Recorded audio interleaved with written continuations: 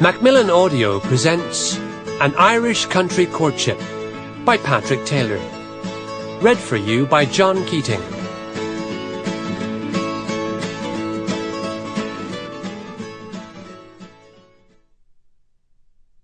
Chapter 1. A Crowd is Not Company. Barry Laverty, Dr. Barry Laverty, stood in a jam-packed drawing-room where the sound level was as intense as the racket of riveting guns in Harland and Wolff's shipyard. Over the noise of many conversations, the gramophone blared. Barry smiled and squeezed Patricia Spence's hand. Having her back home in Ulster was wonderful, even if she had left it to the last minute to get here. He looked at her deep brown eyes, bent to her, and tried to make her hear. Somebody really likes Patty Page. She made that one a hit in 1953.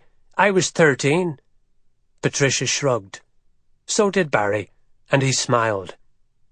Bertie and Flo Bishop's 1964 version of their annual Boxing Day hoolie was not a place for more than shouted small talk. And if Patricia hadn't heard Barry, so what? It wasn't as if she'd been disinterested when he told her how much he loved her, how he wanted to start planning their future here in Ballybucklebo.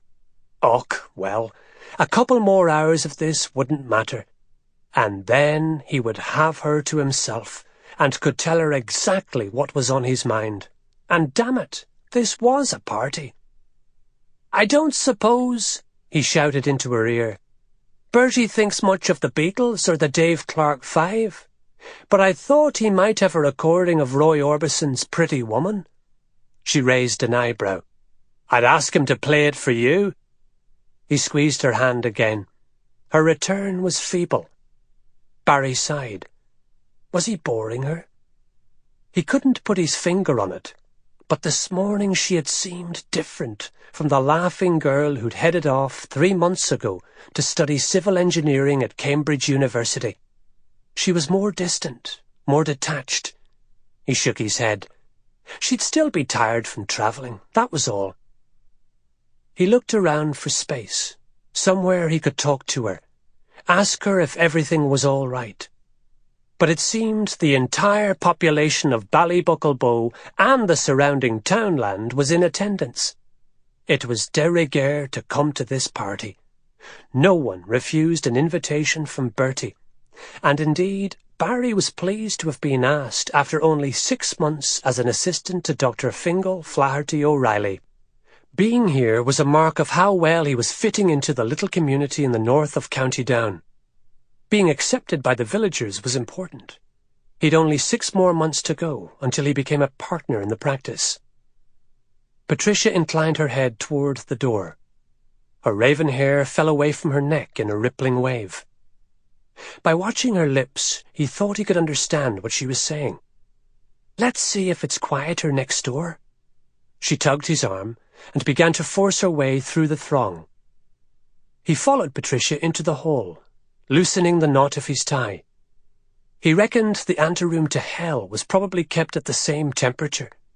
It was less noisy, but they were brought up short by a knot of people.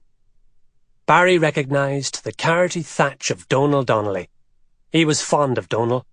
The first denizen of Ballybucklebo Barry had met last July, while on his way to his interview with Dr. O'Reilly. Julie Donnelly, née McAteer, stood beside her husband, who had a tress of her hair firmly clasped between his right thumb and forefinger.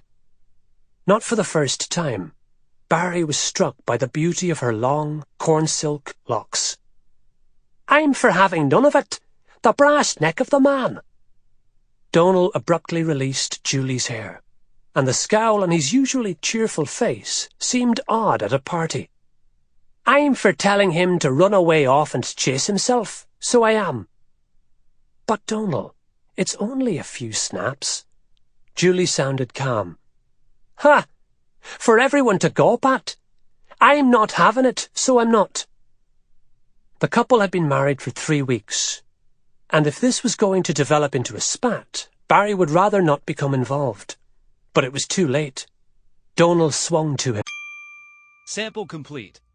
Ready to continue?